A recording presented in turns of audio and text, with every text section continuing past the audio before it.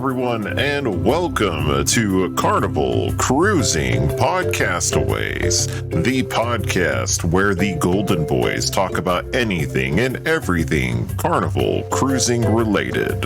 Joining us today is Eddy Huddleston from the Huddle Adventures. And here's your host, Trevor Shelby, Thomas Kennedy, and Reese Scripture.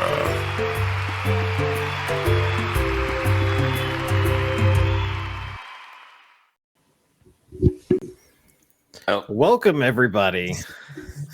What you got, Reese? I was going to say Happy Mother's Day to all the moms. Our moms, your moms, Happy Mother's Day. Yeah. Absolutely. I just realized that you stuck in one of our old podcast things. Yeah, I did. I went down memory lane today when I did that opening. So the highly illogical podcast. Oh man. the podcast where we had two listeners. Yes, our moms. That's where we had two listeners. Oh, welcome. Today we've got Eddy from Huddle Adventures. Eddy, welcome so much. Laura isn't here right now, but I'm here. So I know you guys. Sure. Laura was the one that got the invite, and then I was going to be the tag along, and then she backed out on me. So she's watching. She's in there. She's in the chat. I think she is. She should be in there. She better be in here somewhere. We got Have Luggage Will Travel in the chat. Said, I guess you'll have to step up your interview game and get our peeps the Huddle Adventures. And my buddy Josh. Yeah, I see you're having Josh on Tuesday. That's nice. Yeah. Well, yes. Laura has to get her hair did, and she was sick last week and had to cancel her appointment. And I don't know if you guys know how hard that is. She has to schedule these things like 3 months in advance, and her hairstylist is actually going to do her at the end of the day, Tuesday, so she can have her hair all pretty for the cruise. And that left me being solo, unsupervised once again. With Josh. That's my go-to.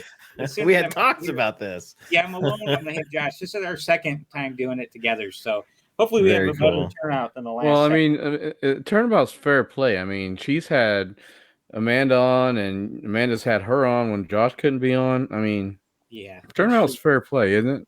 Yeah, it's true. Yeah, and then we try not to cause trouble while they're doing their live streams with our comments. We got a quick hi from the Carnival Mardi Gras. Nice. Very nice. Very nice. We will be on the celebration in just a few days. Oh, Reese, are you going to be on the celebration with us? Yes, sir. Awesome, man. That's really cool. He is popping his cruise virginity. Yes, this will be number one. The Starlink system works really, really well on the celebration. It did when we were on it in November, and we were able to do live streams without a hitch, man. It ran really smooth. Very so cool. You guys should be able to do a lot of cool stuff on the ship. Heck yeah. Very cool.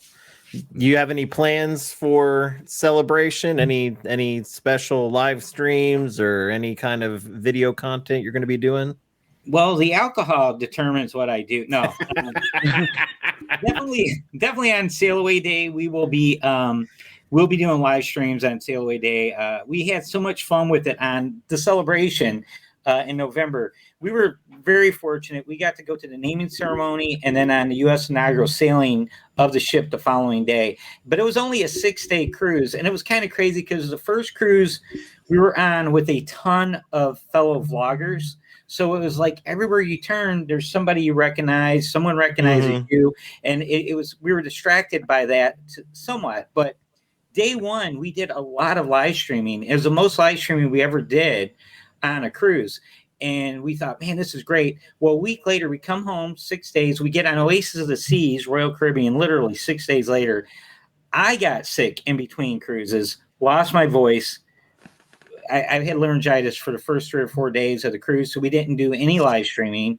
Laura did the room tour. Laura was doing the vlogging stuff I normally do, and it did really well. She did really well with it, and it worked out fine.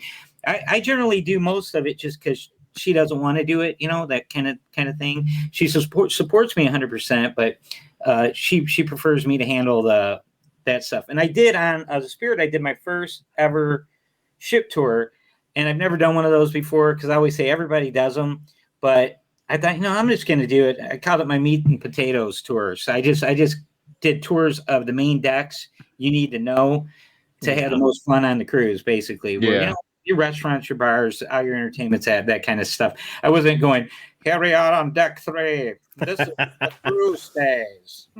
So Gary's got a question for you. Which internet package did you get? Premium. The premium? Yeah, the premium package. We have to get it, Gary, because Laura, she works remote.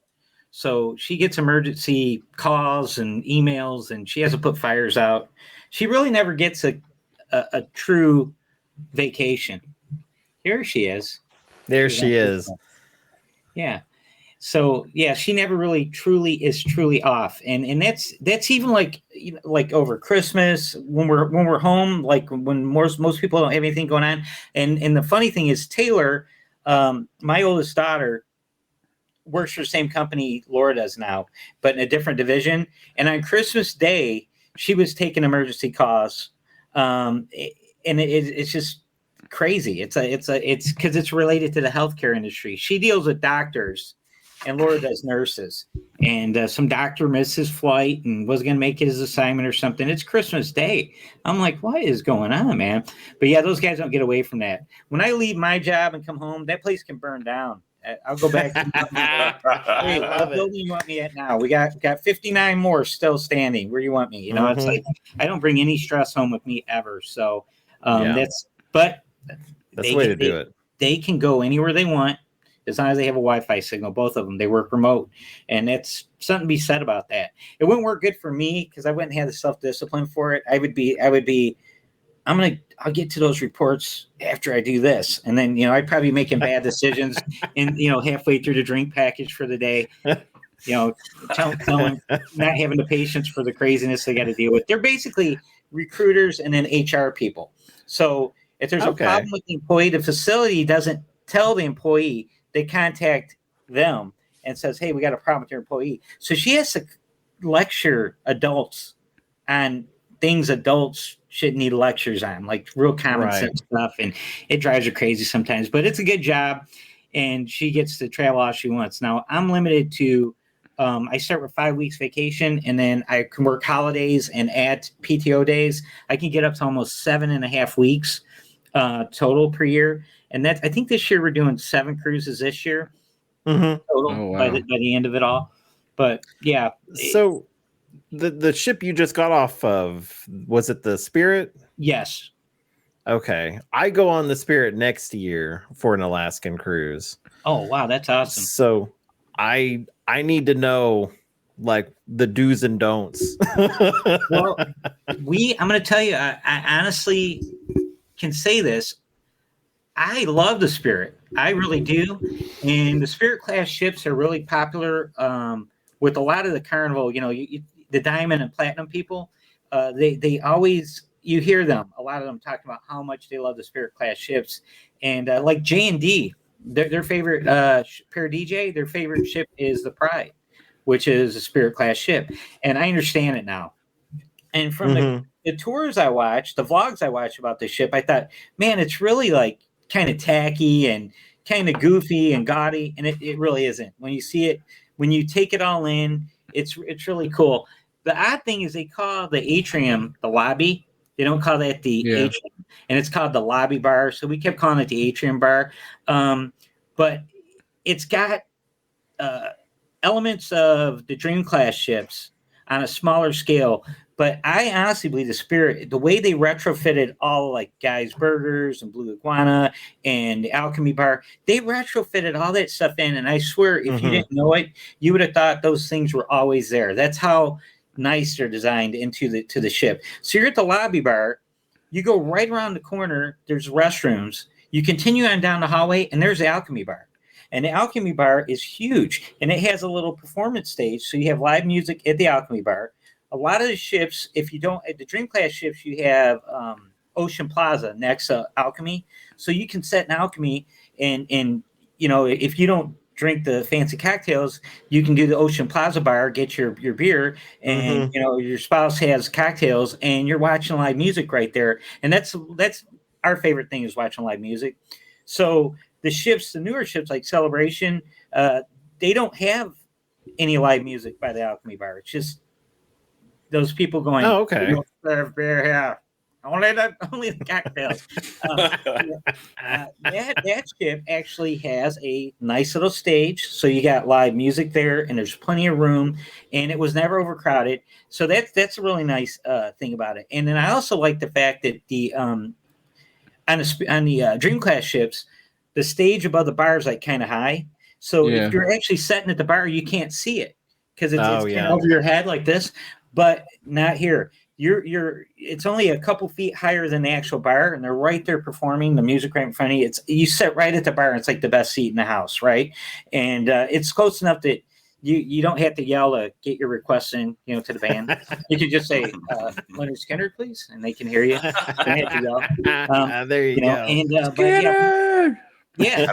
I don't think in the history of music or bands or live shows anybody has ever said "Leonard Skinner, please" that like low and timid. No, they really don't. But there's other elements about the ship that's really cool. The pools are all heated. The water's heated, which for the Alaska element, because on normal cruise you got ice water in those pools because they refill them every night, so it's always cold. But there's a covered section. And the covered section in the midship has like a glass top over it, and all that warm from the heat of water, it's nice and balmy in there. So there's people in bathing suits laying out in there, even when you're going, you're going through Tracy Arms Forge, and they're sitting in there, in the pool. So that's pretty cool. And so you got that little area, and then you go out into like the open Lido deck. But the thing I really liked about it, the ship is nice and everything's like compact and close together. There's a couple. There's a really, really nice feature about it. The main theater, the Pharaoh's Theater. It's called Pharaoh's Palace. It's an Egyptian theme. You guys probably seen it on vlogs. It's 3 floors, 3 decks, and it's massive, and it's got great seating, and it's been all the upholsteries like looks brand new. It's like gold lame, and you got It's just it's really, really neat. It's a really nice layout. So you have a very nice stage for your shows and all that kind of stuff. And then of course you still have your Red Frog Pub and your the Blue Iguana, or the tequila bar up top. And but most of everything you're gonna need. The Comedy Club is kind of weird. It's underneath the Pharaoh's Palace on deck 1. So that's the only oddity. That's the only thing on deck 1 that you need to go to. But when you're down there, you also see there's a stairwell going down, and you'll see that's where medical is. So it's like the easiest.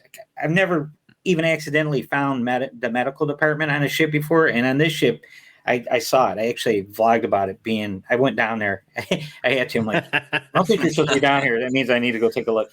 But anyways, it's laid out really cool. So basically you got deck 2 and 3 and then 9. 9's got all your guys' burgers and all that, the Lido deck and all that kind of stuff. So it's a very easy ship to navigate, and it's well thought out. Everything's logical and in a good place. And we didn't know it, but we were right over top of the theater and didn't hear nothing.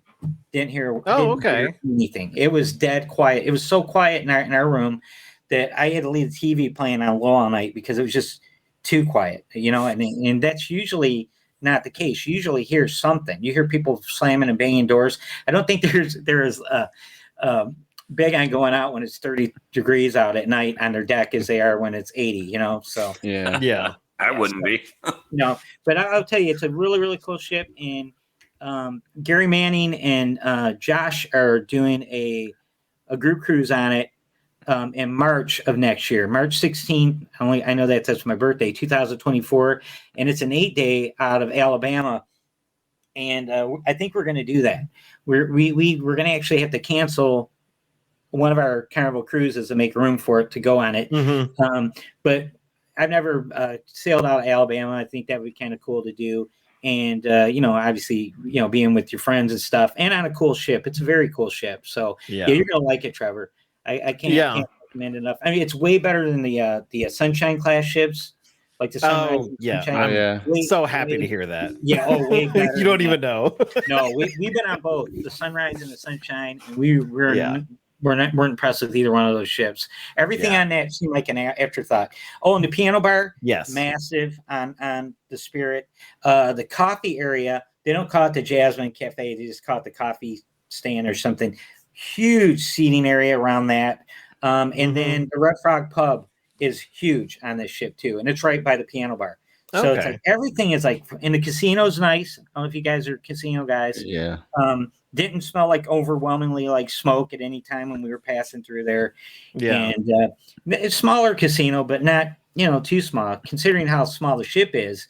The ship doesn't feel small because you don't feel jammed in, if that makes any sense. Yeah, it kind of sounds like it's like the Ecstasy was, because that was my first cruises on the Ecstasy, and all the stuff was on 2, 3, and 4, and then of course Lido Deck was on 9, and it didn't have any of the upgrades. So at that time, that was before the Fun Ship 2.0 came out. So I think that was like 2018 or something, 19 or maybe it was 17. Yeah, but I'll tell you what, I seen it in other ships where they just shoehorn stuff in there. Mm-hmm. You know what I mean? It's like this Sunshine. It's like like jammed in. It's like what's going on here? The Sunshine was the most god awful renovation. So the Sunshine, I actually like. Now there was some alcohol involved, but on the Lido Deck, the bathroom that was by, I think it was a Blue Iguana. I go in the bathroom, I go to get in the stall to go use the restroom, and the door swings in, and it like touches the toilet, and so like when I try to close it, there's no way to close it. And so I had to stand on the toilet to close the door. And I was like, this is so wrong. There's a lot of odd things like that. And that ship also, I believe that's the one too that has like the Italian restaurant, and it's like a shared space or something in the back of the ship, if I remember correctly. It was really weird. But the Sunrise, I didn't like that one either. I actually like that one less than I did the Sunshine. I don't know if it was because I was on the Sunrise for a 4-day. I was on the Sunshine for a 5-day. So I don't know, but we did so many cruises in that window of time that some of it kind of blurred together. I still like the Vista class ships a lot. Mm-hmm. They don't have the atrium. The atrium is my favorite thing on Carnival. It's like you're on a Carnival ship when you get there and you see that all the way up, and that's the coolest thing on the Spirit, because at the top of that atrium is 3/4 of the funnel, and it's all glass, and that is the steakhouse up there. And I mean, and it is awesome. When you're sitting in a steakhouse, you're looking through. It's like a red tinted. It looks pink. Glass. You're looking out, and it's so awesome. 2 stories. They call it the Nouveau restaurant, the steakhouse, and it's there's a lot of really cool things about that ship, and I can almost say it's like one of my favorite ships. That's what I was going to ask you to I need Laura to explain that. It's funny because we were up on deck 9 at the steakhouse, and we went out onto the deck from the doors outside the steakhouse. This was like in the morning after breakfast. We were getting some footage outside, and it was super cold. It was the only time it was really cold. It was right when we were getting to Tracy Arms Fjord, and the wind, it was super windy. It was like 30-mile-an-hour winds, and it was around 40 degrees. But with that wind chill, it felt like 15. And we weren't expecting that wind. We're out from Michigan. We step out on the deck like, and it's like, look at this. This is beautiful. And then I'm going, damn, I'm getting cold. And I turn around and look, and I see Carson, Peyton, and Laura making a beeline back inside the ship, going right in the door we just came out of. We're out there for maybe 60 seconds. So we go back in, and Laura says, I had to use the restroom. So she goes into the restroom, and then me and the boys are sitting out and talking. And I think we went outside a couple more times. I got some more pictures and came back in. And I'm like, man, she's been gone for a while. And finally, she comes out, and she's like, I was locked in there. I couldn't open the stall door. She locked the stall door. Oh, no. It was jammed in there pretty tight, you know, and she was trying to force it open. And I told her, you should have pulled it towards you, and then you could have pulled the latch out. And she's like, I don't know what I did. I was hitting it. I was screaming. I was trying to call you, and I wasn't getting her calls. She was trying to text you. She has Android, and I have iPhone. And we run into that problem sometimes where she can't text me when we're on the ship. And so anyways, yeah, she was going on about it. And our friend Andy from Ark Adventures literally got locked in a bathroom on the Lido deck. And the actual main door, he got locked in there, and they had to take the door apart to get him out. Holy cow! Oh, wow! The restroom for 45 minutes. And he's a great guy. We got to cruise with him in January on the NCO Breakaway, and what a great guy. He's a wine drinker, and he kept telling me all week, I'm going to get you drinking wine. And I'm like, all right. I said, okay, buddy. So I'm drinking wine with him, and he's like, did you like it? Oh, yeah, it was good. I mean, I'll drink anything. I'm like, yeah, it's good, Andy. And it was funny because the next night we see him after they went to dinner, and we hooked up with them after dinner, and we're going to different bars or something. And he was laughing because he asked the waiter at the end of the evening, he wanted one more glass of wine before, he's going to take it with him. And he ordered, he goes, yes, I'd like a walking wine. And the waiter goes, we do not have walking wine. And he's like,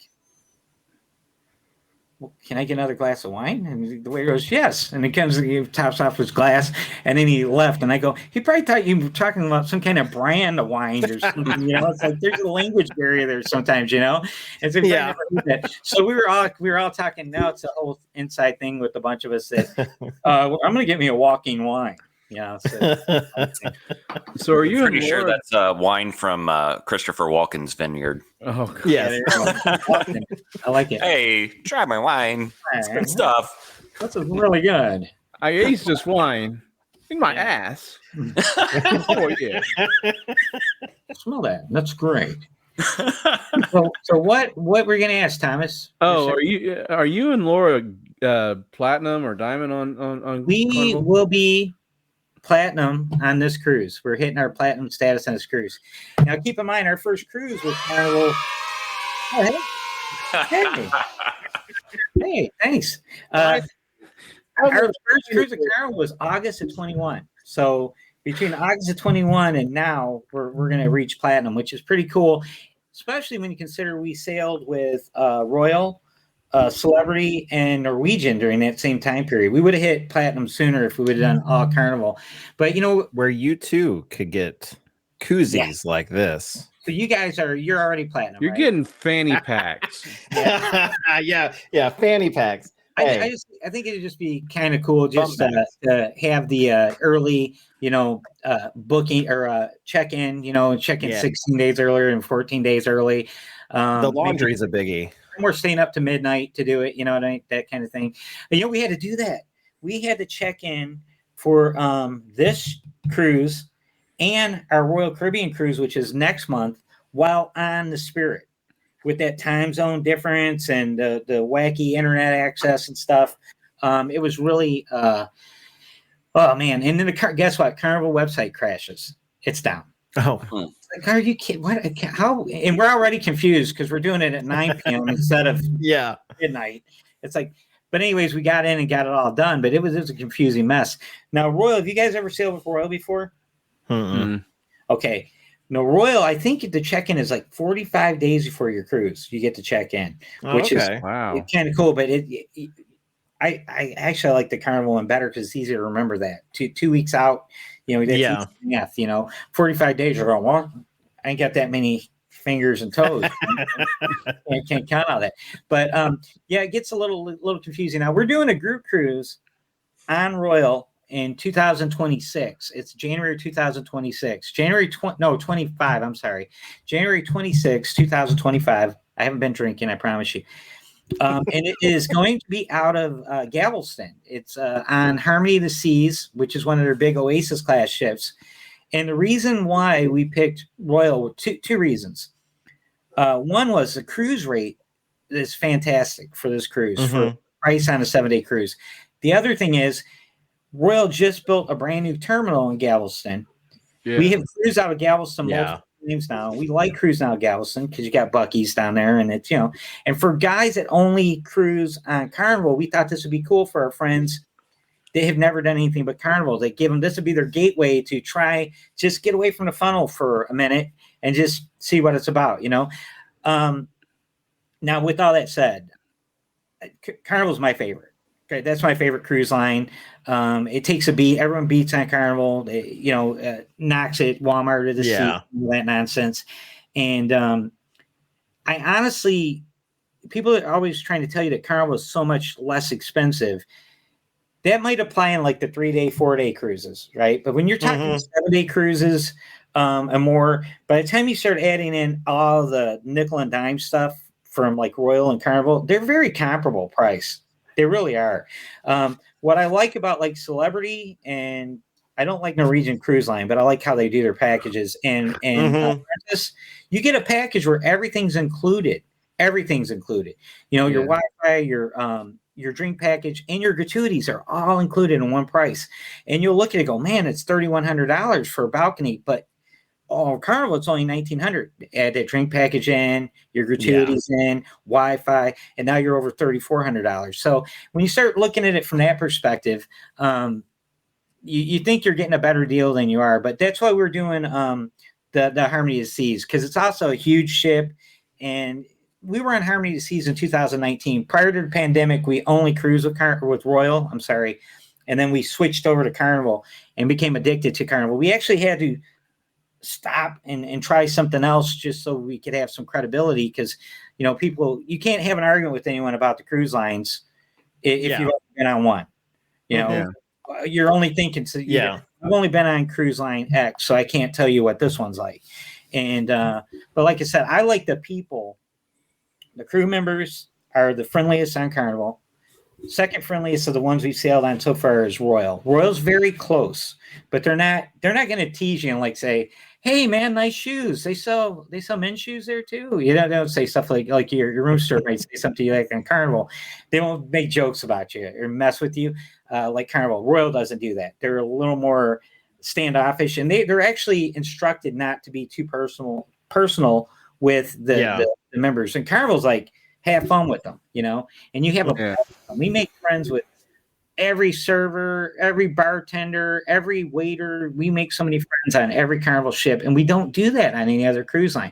Like, I think on Royal we made 3 or 4, but this last cruise we got off of, Laura has a list this long for the survey of all the names, of people that she recommended or gave kudos to.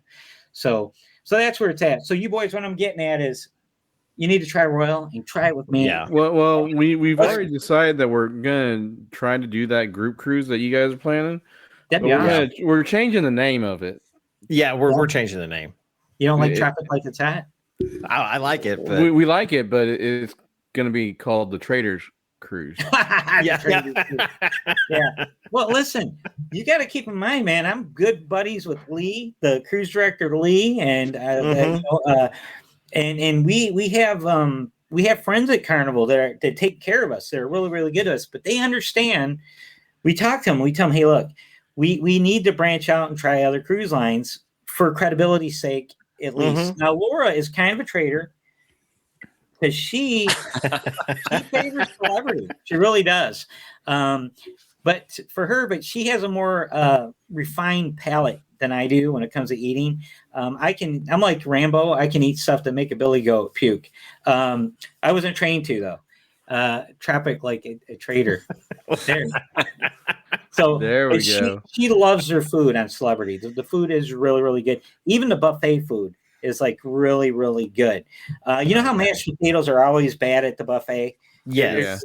They're bad. They're either watery or they're lumpy or it's like they're nasty. I went on that Celebrity cruise. We only did a 4-day and Black Friday deal, guys. Don't sleep on those Black Friday deals. Oh my gosh. You get some killer deals. Of course, you guys know. But those of you people at home, don't sleep on Black Friday. But I got mashed potatoes the first time we were in there for lunch, and I'm eating them. I'm going, I must got a fluke batch here because these are just too damn good to be buffet mashed potatoes. And I'm talking, I've had buffet mashed potatoes at some of the finest establishments, like at real fancy haws at weddings, those $100, $150 plate weddings that are catered by really high level. None of them were that good. So I said, it's got to be a fluke. So next time we go in there, I got to get mashed potatoes again. I was like, damn it. They are excellent every single time. I tried it 3 times. I was going to turn into mashed potatoes. That's how good they were. But that was all the food. Everything you put on your plate was exceptional. And every station had a server, and the guy's wearing like a chef hat, cutting you the meat and putting the stuff on your plate. And they had a giant LED screen when you walked in on the wall, probably like a 60-inch, 65-inch. And it had all of the stations of the buffet with all the food of that day where it is. So you look at it and you go, I'm going to get this, I'm going to get that. You don't have to wander around going, because when you're at Carnival and you go to buffet, you're doing 2 things, right? You're trying to find a place to sit, and you're trying to see if there's anything worth getting out the buffet, right? So you're doing the strategery. You're looking and you're like bobbing and weaving. That was the only tricky thing about the Spirit was the eating at the buffet, trying to get a table. It got a little tight, And I think a lot of it has to do with the fact that, on a normal cruise, a lot of people like eating outside, and when it's 40 degrees, you want to eat inside. Yeah, right? yeah. Oh, there's nothing to it. I mean, you go outside and eat, and you're bundled up. We ate 50 degree temperatures out on the Serenity deck because we couldn't get a table, but there was tables in the Serenity area, and we broke the rules. We had our 15-year-old, I keep calling him, he'll be 16 next month. We had him sitting with us, and then we ate and then left out of there. But yeah, it's pretty cool. A very cool ship, very, very cool cruise. You're going to love Alaska. I was just like, it's almost, it's hard to put it in words, but it's basically everywhere you look, it's mountains, right? And it's just, I don't know, it's just incredible, man. When you start thinking about it, it's just amazing. And it's one of those things I never thought in my life I'd go to Alaska. I've only been traveling since I was 47. I just turned 54. So I was raised a poor kid where we didn't go on vacations. And as an adult, even though I've always had a really good job, vacation wasn't part of my culture, my personal culture, or my ex-wife's. She was also same boat, never did vacation. So as we were raising our family, I would say, hey, you want to go on a vacation? We start pricing, we can go to Disney World for $5,000, with the 3 kids. And she's like, oh, I'd rather get new furniture, or I'd rather do this or that. We'd always put it back into the house, when we had that money for like you would use for vacation. My God, that was such a mistake, because after I got divorced and got with Laura, I went on my first cruise in 2017. And the thing about it was, I love all of it. The flying, going to a new city, and I want to visit every city. I don't just want to go on a cruise ship. I love going to the port cities, exploring, seeing new things, I'll see it all. You know what I mean? That's how I feel. And I feel like I'm racing against time. My dad died of a heart attack when he was 53. So I just passed him by 1 year. And Laura's dad died when he was 48. So we're both, we have this appreciation for the, how frail life can be. Tomorrow's not promised, and you need to. And then the other thing, I've been at the same place of employment for 28 years, and I've watched guys come and go. I watched them do all the right things, save all their money because they're going to travel when they retire to get cancer, or get divorced right at the time they're getting ready to retire, and they lose half of everything, and they're lucky if they can, buy a can of soup by the time they're done, or, all kinds of different things. And then the number one thing that prevents them from doing things is their health, their physical ability to do all that walking and climbing stairs and exploring all these places. You're not going to get to go look at the Mayan ruins when you can barely go up and down one flight of stairs in your house because your knees and hips are shot from working physically your whole life. Right. So that's it. But you, Thomas, you should be on a cruise ship as a musician, buddy. Yes. I've passed that stage of being able to do that. Well, because like I have friends who have been musicians on cruise ships, and they've all aged out and actually started, like, one's a professor now, and another one is actually, he started off as a musician, and now he's the vice president of the company that does all the artwork on art auctions on cruise ships and stuff. Oh, that's cool. But yeah, they've kind of aged out of it. That's a young person's game. Oh yeah, it really is. And I've ran into some, because we love live music, and I've been playing guitar since 1985, and I mean I absolutely love it. I love it. It's the one thing I've never stopped doing my whole life. And playing music I won't ever stop doing is playing music on a cruise ship. That.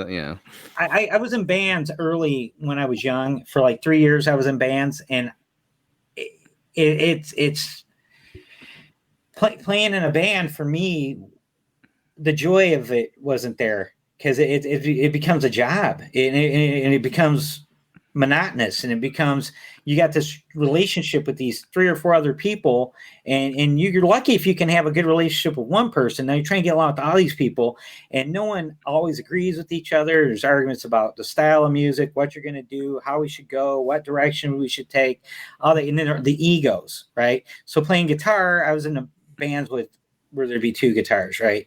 And then there's this, oh well, you can't do the lead on that one because I got to do it, and they just a bunch of just stupid stuff.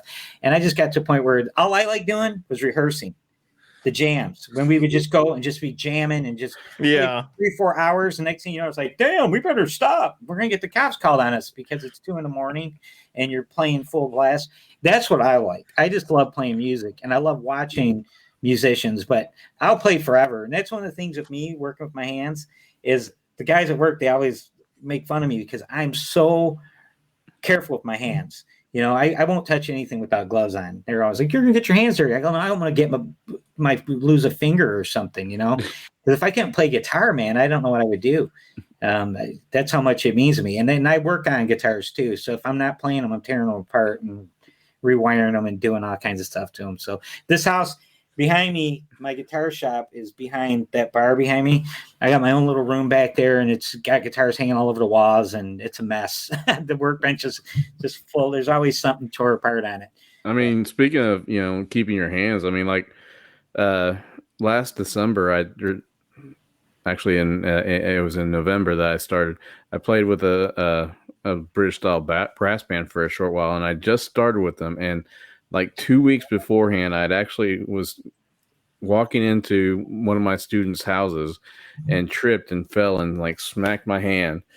And I was just about to start playing with them, and I hadn't, my hand was not healed, and I was like, I can't move my hand, and I'm a tuba player by nature, which is what I was playing in that brass band. And it took forever for that to work out. And I was like, I can't do this. So I will tell you the cool thing about Royal is they call it the Rock Hall, I think it is. But it's a stage area in the ship dedicated just for live performances of music. Mm-hmm. And when we were on the Oasis back in December, they had Aerosmith, the top Aerosmith cover band in the world.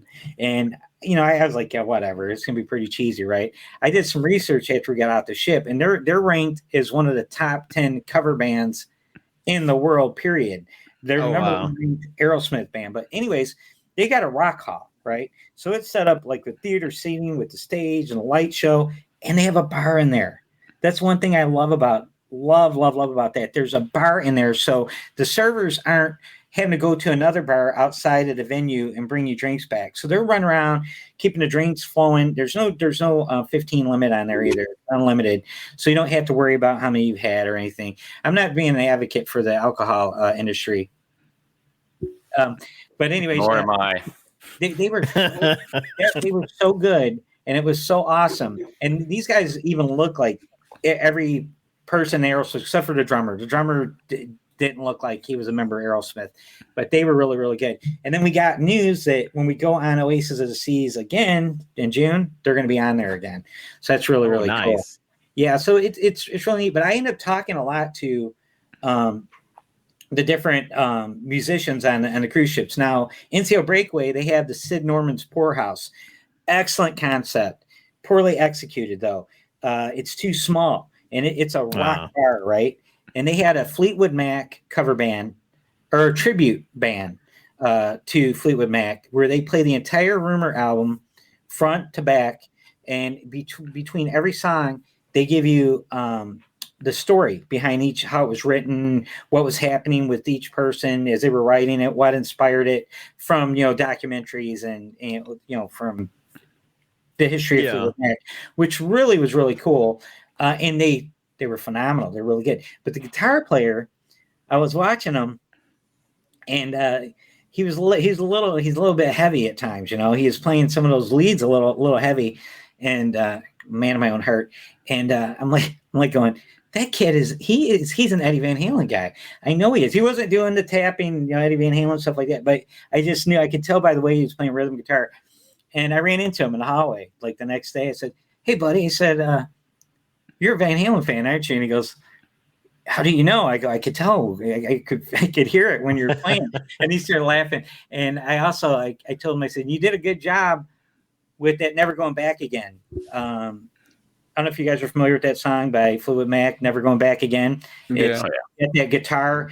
And it is, what happened, it's really cool because they tell the story of this. When Lindsey Buckingham recorded it, he recorded it in the wrong key for his voice. So he spent 12 hours in the studio getting that down, goes in the studio the next day to lay down vocals, and it was too low. So he had to play it higher.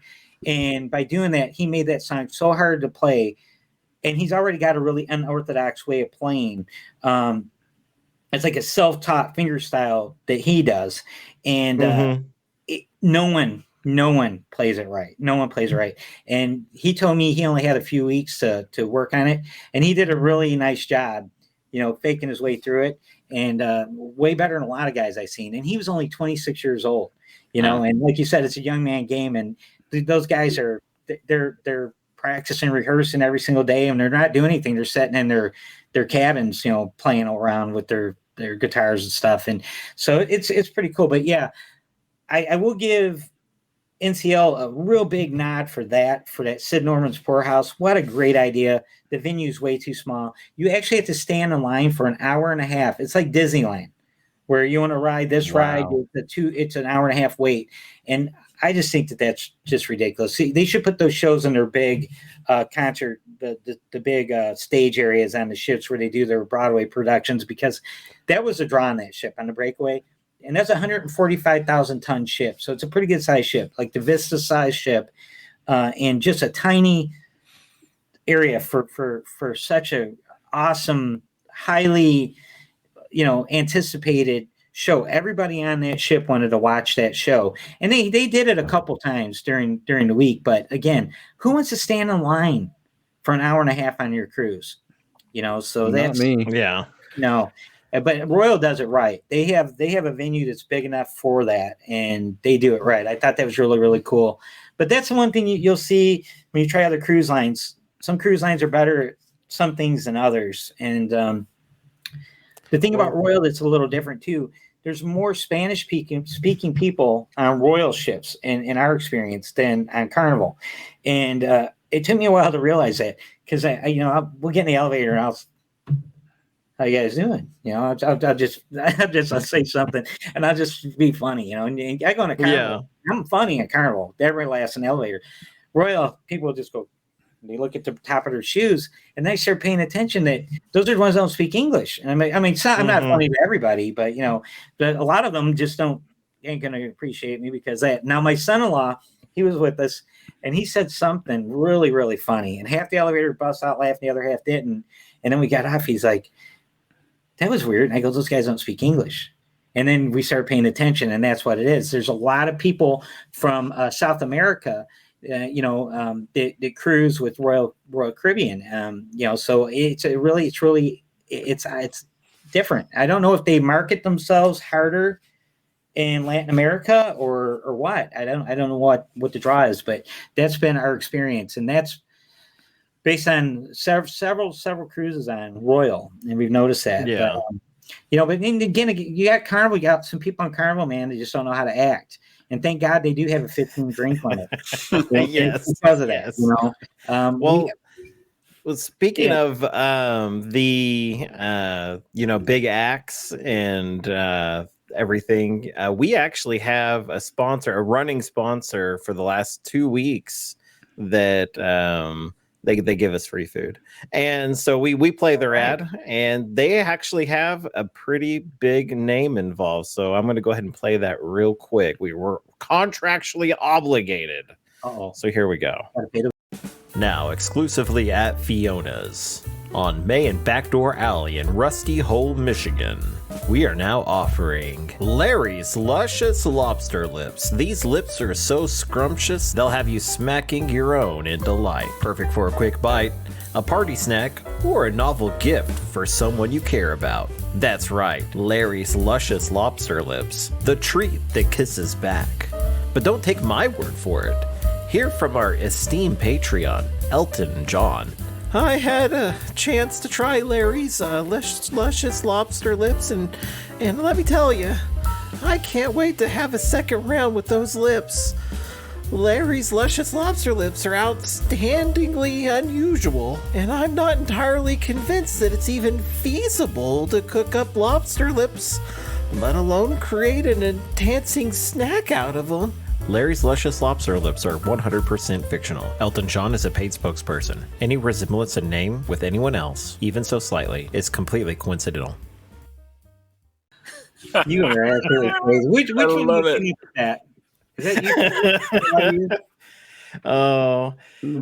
Fiona's is a creation of Reese's.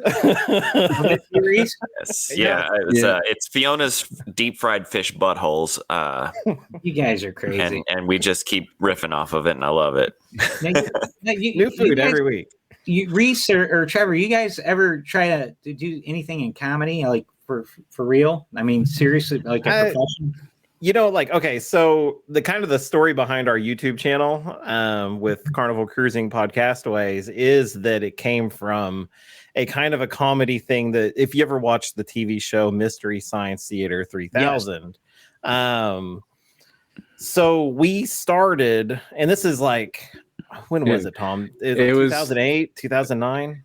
I got the thing. It was 12 years ago. So 12 years ago. So this is like early-ish YouTube. And so it took off. We financed the entire cruise off of that. That's so awesome.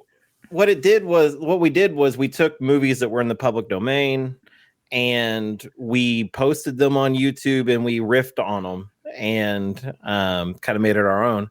And kind of got away with things you couldn't really get away with on YouTube nowadays. And we got invited to, back then you had to be invited to their partner program. And it wasn't based upon subscribers and hours.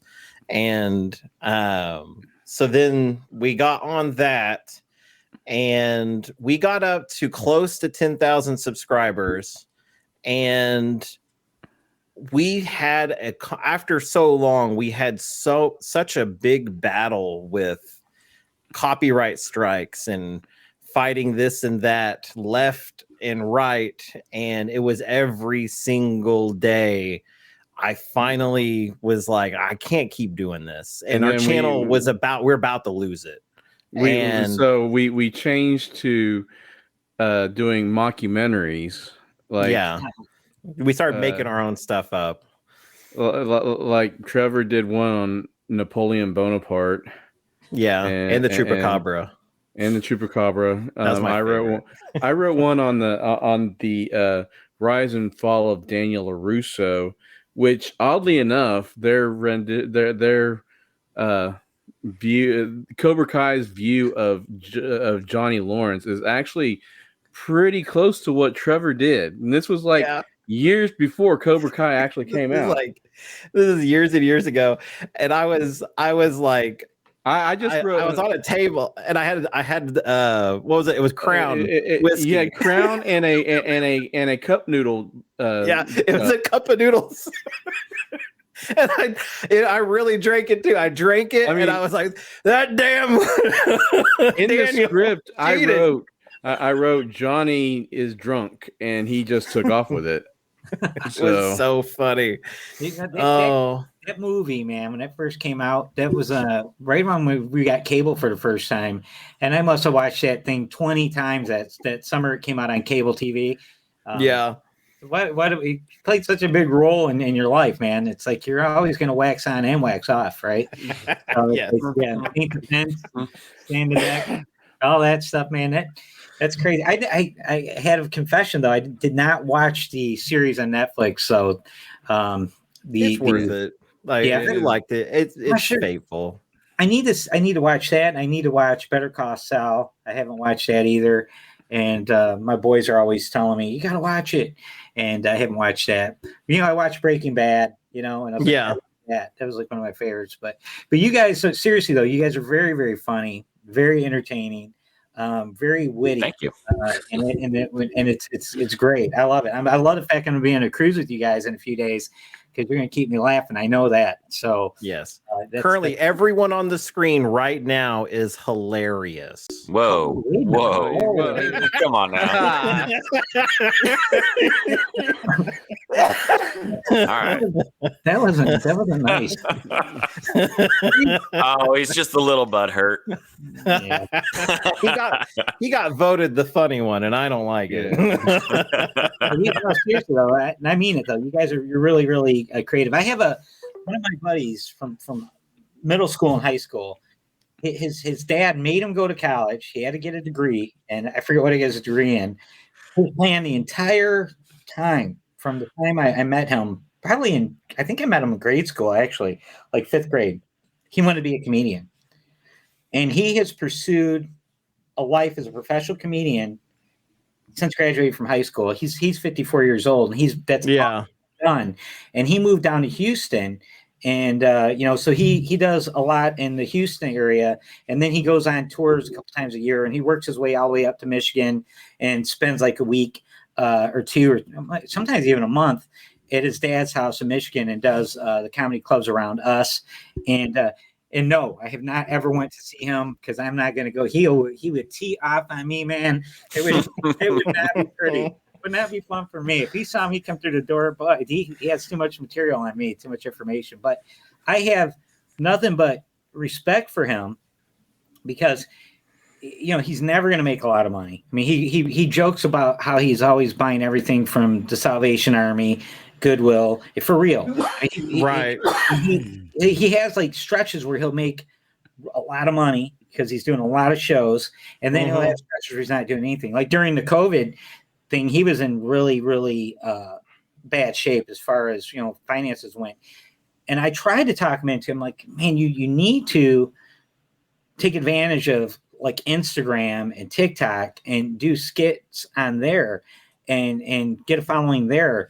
And but he's old school, man. He loves all the classic comedians, and it's just not his thing, and he's like a comedian snob too. It's like there's like a dozen sitcoms. If you mention them to him, he goes on a rant, like your crazy uncle who thinks that the government put a chip behind his ear or something. He's like that about sitcoms.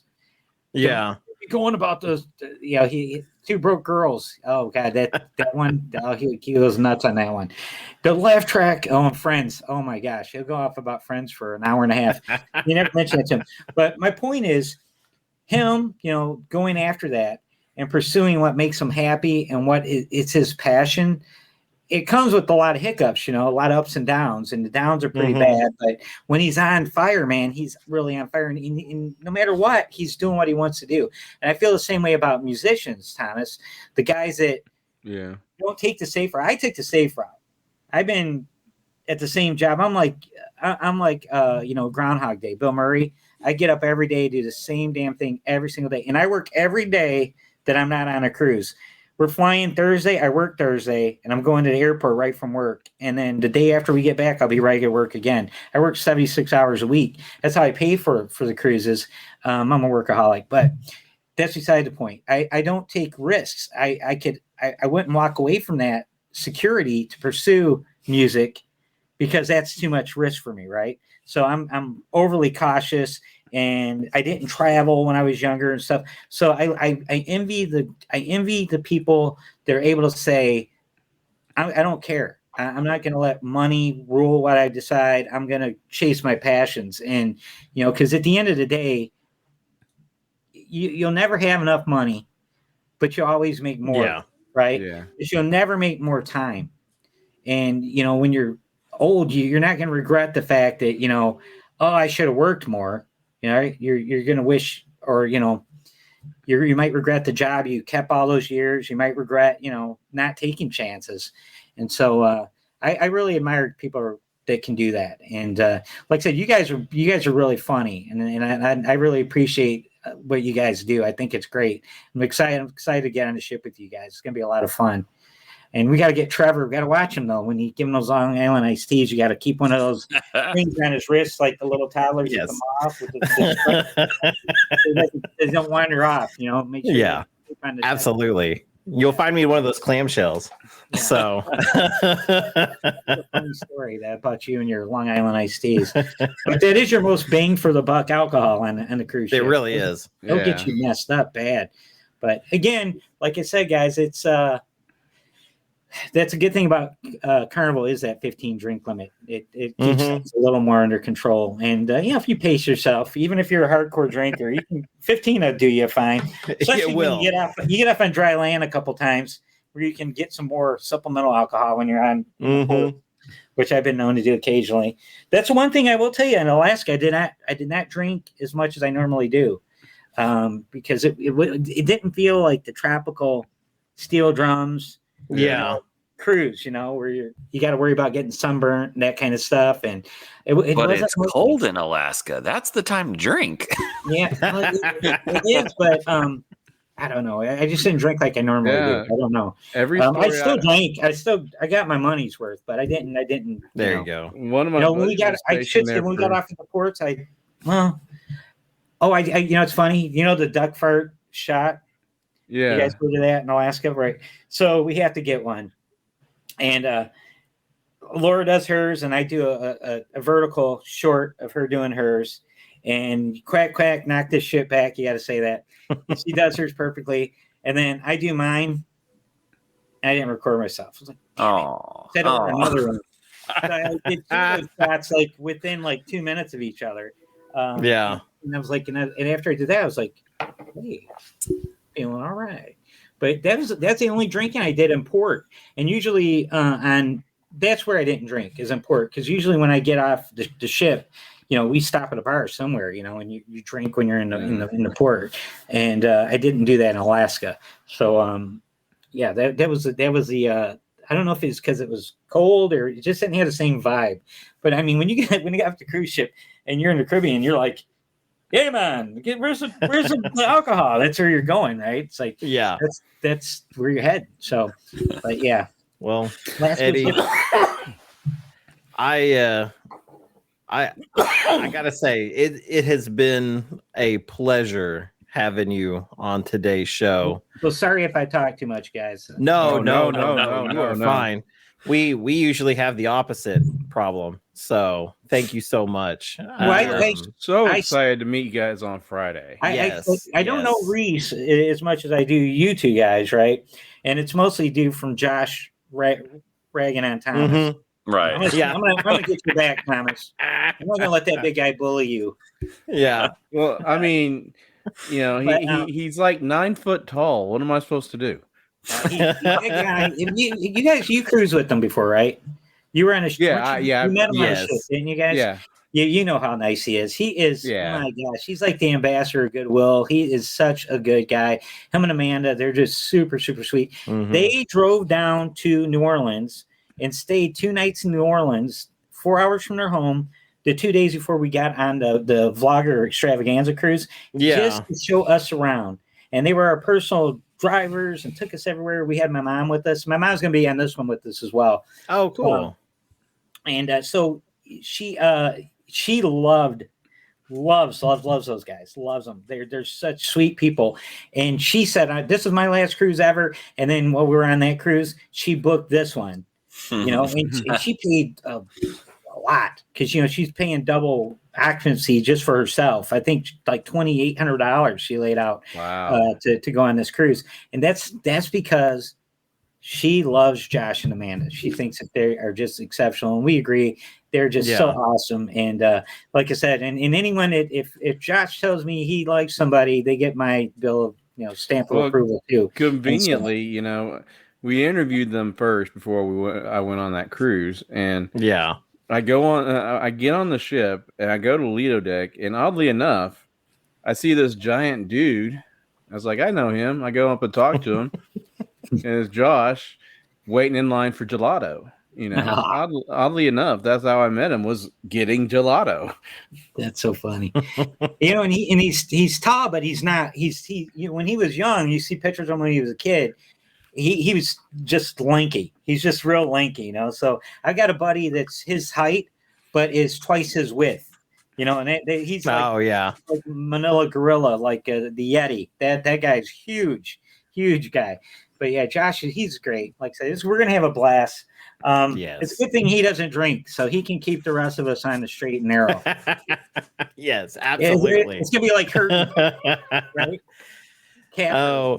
So Eddy, where if anybody listening that wants to see more of your content, where would they go to see more? Well, the adult, no, I'm joking. Your OnlyFans, please. Yes. That's just to get through college, guys. I'm just it's hard being a student these days. Huddle Adventures. That's pretty much it. We're Huddle Adventures on YouTube, TikTok, Instagram, and Facebook. We just opened a Huddle Adventure community group on Facebook as well. We decided to have a more of a private group where we hope people feel more comfortable, that the quiet people that don't want to, they're afraid to say anything on Facebook because everyone wants to argue. So we want to have more private group for that, so people might feel more comfortable to participate.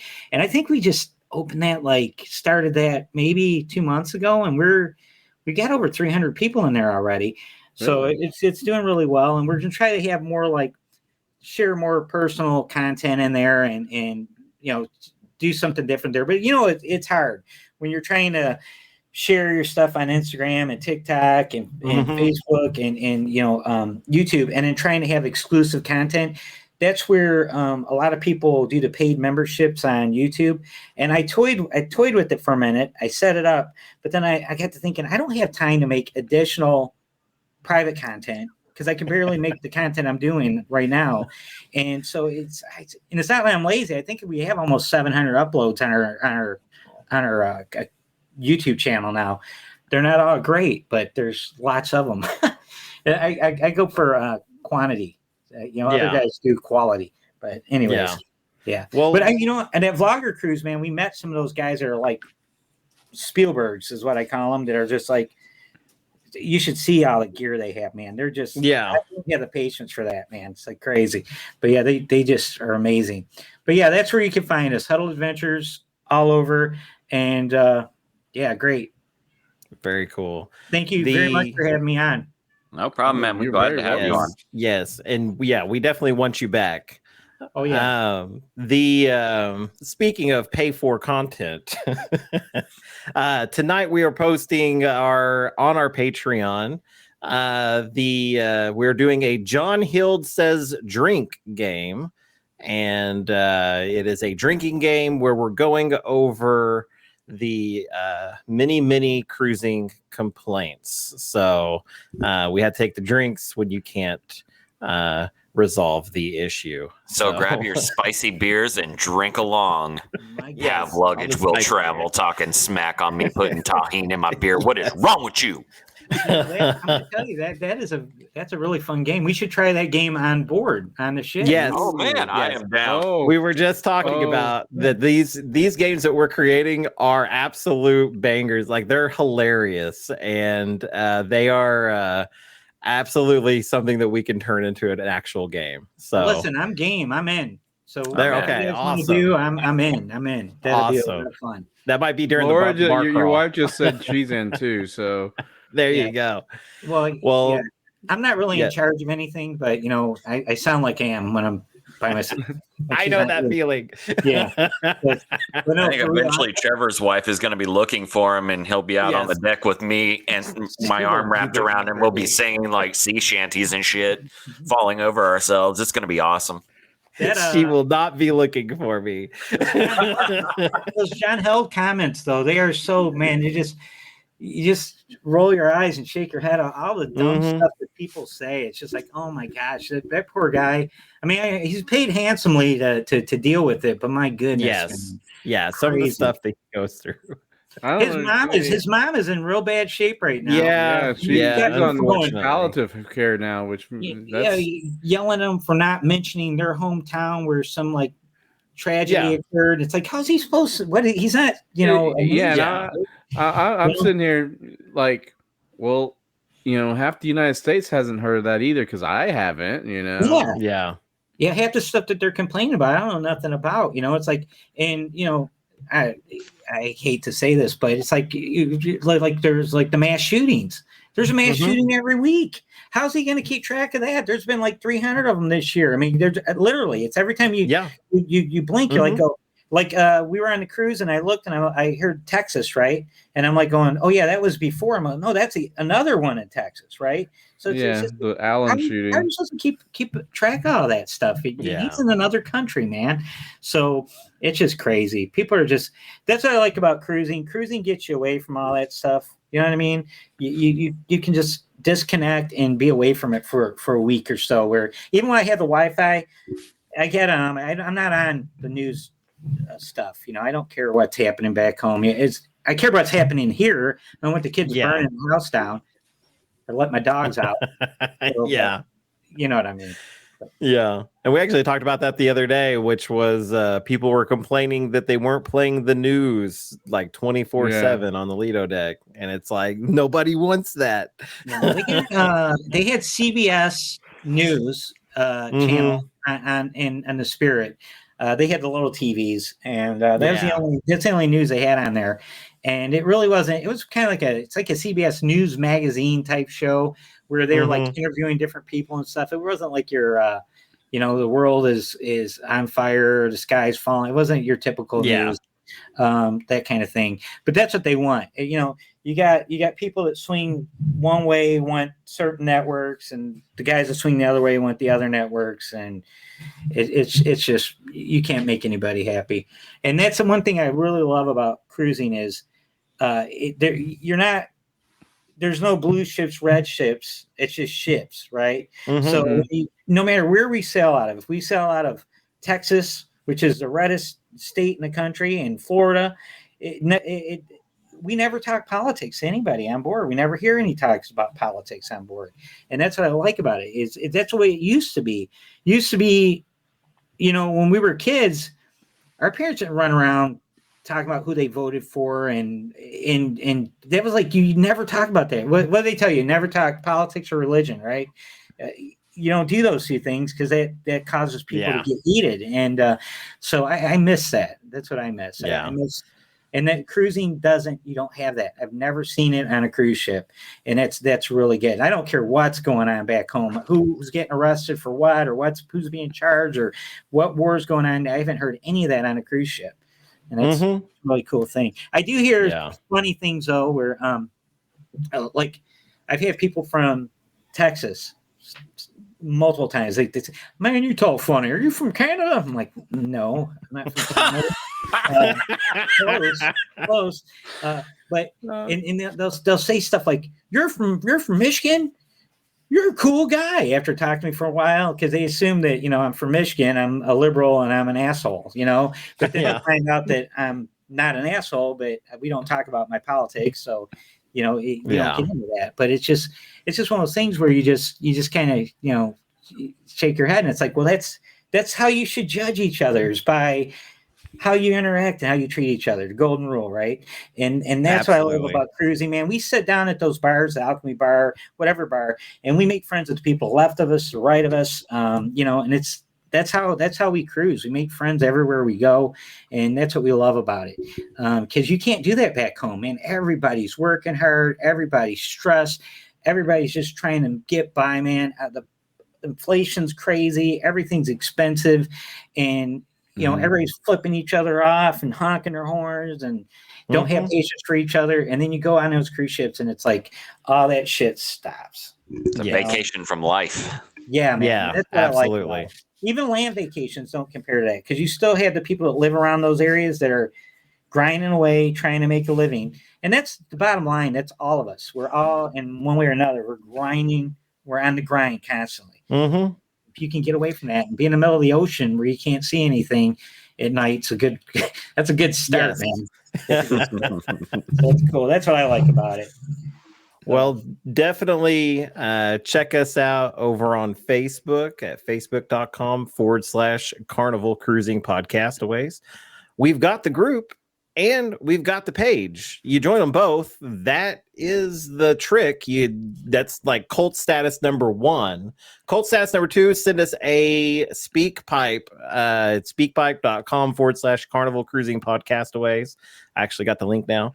And we've got, you could send us a message on there and we'll play it on the show. I wouldn't even listen to it beforehand. You could say something awful. It would be. We all have to wear the same kind of Nikes like Haley Bot comic guys, or not that so much, but it is like only one kind of Kool-Aid though, and you know, it's it's what we got. It's what we can afford. So multicolored robes, but preferably white. You guys are awesome, man. You guys are awesome. I appreciate being on, and like I said, I look forward to seeing you guys in a couple days. You guys, are you coming in Thursday or Friday? We're coming in on Friday. Yeah, we'll be in on Friday afternoons. Yeah, early afternoon sometime, because 19 hours from my mother's front door. But it also depends on how long Trevor's going to stick around at those Buc-ee's. Yes. Yeah, we've mapped out 5 Buc-ee's locations, and I will stop at every one of them. No kidding. I've only been to the one in Texas City. That's the only one I've been to. And funny story, real quick. First time we went to Galveston, we were sailing on the Vista, and I'm watching this guy, Jeffrey Pooler's Family Vacations. He's got a channel, and he talks like this. He's like, "Oh, right. We're getting ready to get on the ship, people." He talks like, "It's going to be a lot of fun." He talks like that, and he's like, when we sail out of Galveston, we always stay at the Spring Hill Suites because it's right next door to Buc-ee's. And Buc-ee's is great. You walk right across this field, and you go right into Buc-ee's. So here I am, hotels.com. Okay, Galveston, Spring Hill Suites. I'm like, $380. My God. Well, oh, fine. I book it. We get down there. Houston Hobby, take a taxi, $140 taxi ride to Spring Hill Suites. There isn't a Buc-ee's, and there's no Buc-ee's. What's going on? And I'm like, I walk out of the building and walk all the way around the hotel, making sure there's some field, and I got to go there, and there's going to be Buc-ee's. I'm like, it must be smaller than advertised. So we're in Galveston. The Buc-ee's is in Texas City. Yeah, in the Spring Hill Suites, $180 a night in Texas City, not $380. So we paid an extra $200. Oh no! Walking distance of the wrong city. I'm like going. Oh, I'm like, Jeffrey Pooler, I'm gonna kick your quiet butt, dude. I love it. Yeah, that's crazy. So, anyways, we got to redeem ourselves because we sailed out of Galveston again recently, and when we did that, we stayed at the Spring Hill Suite right next door to Buc-ee's in Texas City, and what an experience that was. It was awesome. It lived up to its advertising. And Josh said, when you go to Buc-ee's, you're going to spend $100. We spent $109. He was pretty close. The last time I was in Buc-ee's, I spent $30. Oh, well, you did good. Oh, wow. Yeah. Mm-hmm. Yeah, it depends, man. If you're picking up beef jerky and all kinds of stuff or merch, man, you'll drop quite a bit. We're buying brisket sandwiches. Yeah, we got our dinner out of Buc-ee's. Basically, I said, this is almost like Detroit, where you eat your dinner out of the gas station. Yeah, but my God, what a crazy place. I've never seen that many fuel pumps and no diesel, no semi-trucks. Yeah. It's like a monster truck stop and trucks aren't allowed there. I'm like, oh, how crazy is that? But yeah, they got wonderful. Pretty good setup there. It was neat. I really liked it. And that's why our group cruise we're gonna get a block of rooms at Spring Hill Suites in Texas City, right next to Buc-ee's, because I like that. More people should experience that. So that's part of it. So, and the other thing too, guys, is the 3 port cities, 3 countries we're going to, the ports. We have excursions planned for all 3 of them that we've done before that are a lot of fun, and that's the whole reason why we picked that cruise, because it's going to be fun the whole entire way. The Buc-ee's trip before, and then all the stops we get off Roatan, Costa Maya, and Cozumel. We love Paradise Beach and Cozumel. It's a really, really cool place. And but we have a couple other places in the other 2 stops that we also like to do. So it's going to be a lot of fun. So shameless plug for our group cruise once again. There you go. Plenty of time we're going to plug it away. All right, guys. And you just go to booking at haveluggagewill.com, send an email, or is it? Yeah, that's it. Yeah, that's it. Get Amanda. She's our girl. So yes, absolutely. All right, fellas. All right, thank you guys so much. And just know you are unique, you are special, and you are loved. And remember, anything that happens on the ship stays on YouTube. Bye. Bye, Save fellas. the foosball tables, won't you? Bye-bye. Good night, guys. Good night. See ya.